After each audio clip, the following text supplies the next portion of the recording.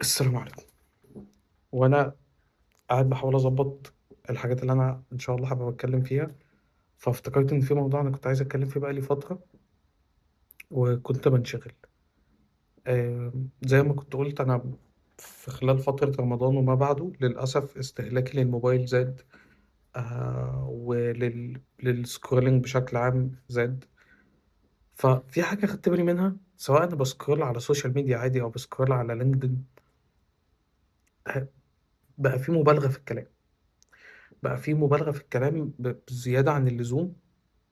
وده خلانا نتوقف لحظة كده، هو احنا طول ما احنا بنستهلك محتوى، المحتوى ده مبالغ في صياغته. احنا بقى سواء بنتكلم على انك مثلا قابلت بوست من نوعيات اللي هو تحديث مهم في أداة جديدة، او قابلت بوست من نوعيات 3 حاجات لازم تبقى بتعملها، او قابلت بوست من، او حتى السكتشز المبتذلة اللي بتتعمل، مواقف والكلام ده. فانت دايما بتلاقي فيها مبالغة، الألفاظ مبالغ فيها.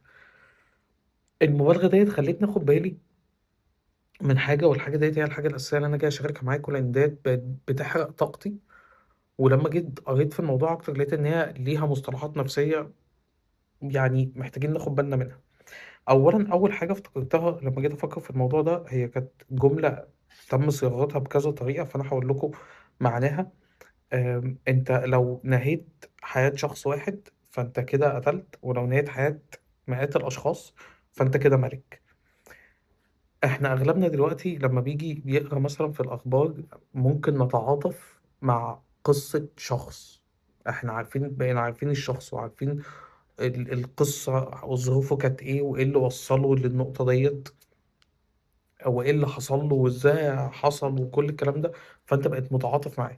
انما لو جيت قريت خبر عن مثلا حادثة حصلت، شيء ما حصل، ففي مجموعة كبيرة انتهت، فانت مش هتتعاطف معاه. ده بيحصل ليه؟ ده بيحصل عشان 4 حاجات أساسية. أنا كنت كاتبهم هنا فخليني أقراهم. في علم النفس في 4 حاجات بتحصل لنا لما بنبدأ إن إحنا نسيب نفسنا للمحتوى اللي إحنا بنستهلكه بشكل يومي اللي فيه مبالغة. أول حاجة بيحصل حاجة اسمها التخدير النفسي أو سايكيك نمبلينج. ده إحنا جسمنا والبيولوجية بتاعتنا مش مصممة لأن إحنا نستقبل كم المثيرات دي. فانت مرة واحدة قاعد بتسكرول، فانت قاعد بتاخد مبالغة في التانية في التالتة، دي أحلى أكلة، ده هيدن جيم، مش عارف مين جاب لي هدية كانت عاملة ازاي، مش عارف أخبار عالمية حصل فيها ايه. فانت دماغك قاعدة بتستقبل كل ده. فانت بتوصل لمرحلة ان دماغك بيقوم جاي عامل زي فلايت مود كده، اللي هو انت بس انت يعني مش هترياكت، مش هتدي رياكشن. فمن هنا بيجي لك شعور بالتخدير النفسي. تاني حاجة هي شبه التخدير النفسي بس هي يعني، خليني اشرحها لك. التبلد الحسي.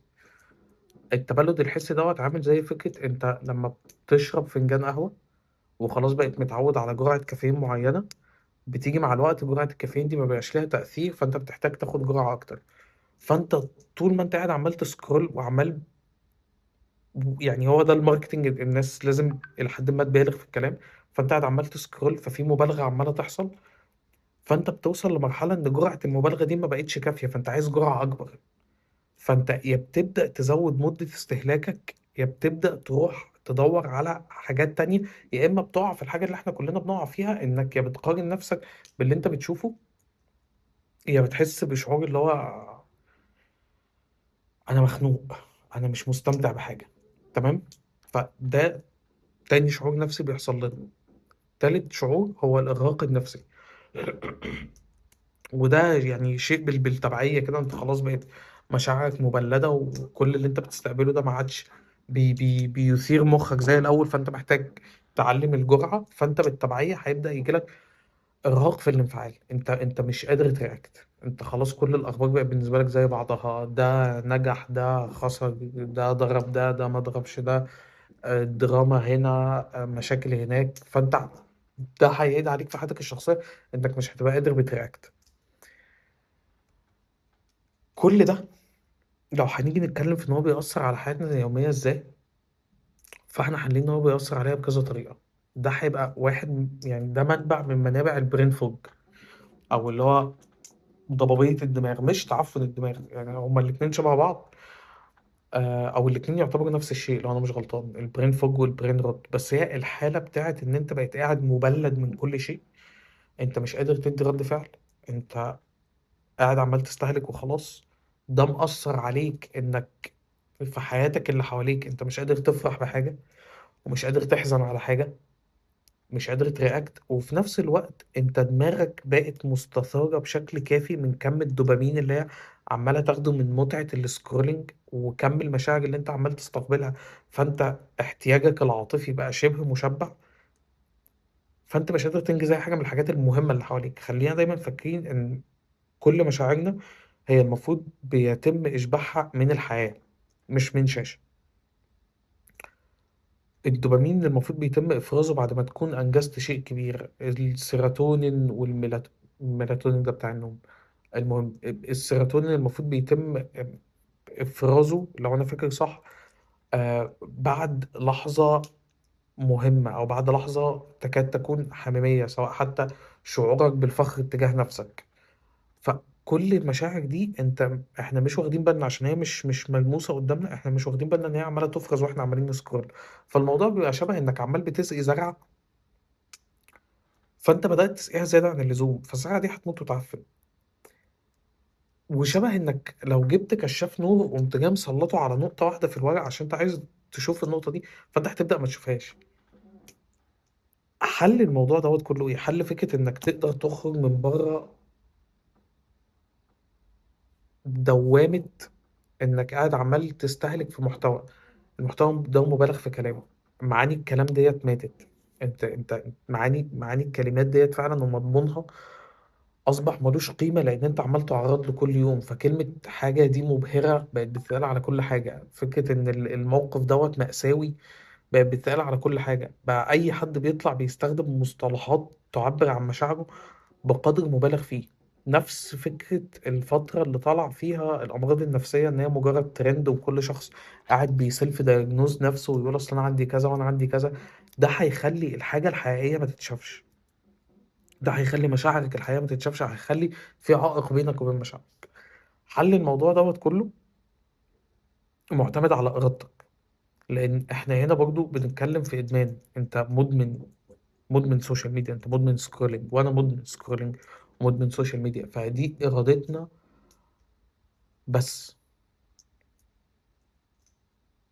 هي إرادتك بس، إرادتك ووعيك، إن وعيك اللحظي بفكرة إنك قاعد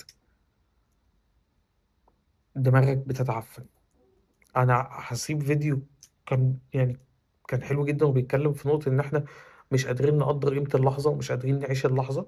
هحاول أسيب سكرين شوت منه هنا، يعني أرجوك روح شوف، روح اتفرج عليه. الفيديو ده بجد حلو جدا. فحل إن إحنا نطلع بره البرين فوج هو فكرة انك لازم تبقى واخد بالك انك عمال تستقبل حاجات مبوظة عليك دماغك ومبوظة عليك تفكيرك ومبوظة عليك حياتك بقدر يخليك مش قادر تعيش الحياة الفعلية. انت مش قادر تبقى مبسوط بنفسك، مش قادر تبقى راضي عن نفسك، مش قادر تحزن على موقف وحش حصل معاك، ومش قادر يجيلك نشوة السعادة انك انجزت شيء، ومش قادر اصلا تاخد خطوة تجاه انجازك لشيء. فعشان نقدر نبني حياتنا بالطريقة اللي احنا عايزينها، اول حاجه محتاجين نظبطها في نفسنا ان احنا يبقى عندنا الاراده الكافيه ان احنا نيجي على نفسنا في المواضيع اللي احنا عارفين ان هي اصبحت ادمان مضر. والادمان المضر ده ممكن يوصل لفكره انك بقيت وركهوليك او انت مدمن شغل. فهو مش شرط بس يكون فكره الدوم سكرولينج بس، ده الموضوع الاساسي اللي انا عايز اتكلم عنه، او اللي انا كنت حابب اطلع اتكلم عنه. الجماعه يا ريت نحاول ناخد بالنا من الألفاظ اللي احنا بنستهلكها والألفاظ اللي احنا بنقولها. ولو أحب أختم كلامي بجملة، فهي الجملة بقى معناها آم، إنه حياتنا مكونة من كلامنا. انت كل الكلام اللي انت بتقوله وكل الكلام اللي انت بتقراه هو بيلف وبيدخل وعيك ولا وعيك، فده بيخلق الكون كله اللي حواليك، بيخلق منظورك للكون كله. فلو منظورك للكون كله دوت جاي منهك، فانت مش هتبص لها. اتمنى كل العشوائية دي تكون طلعنا منها بخلاص.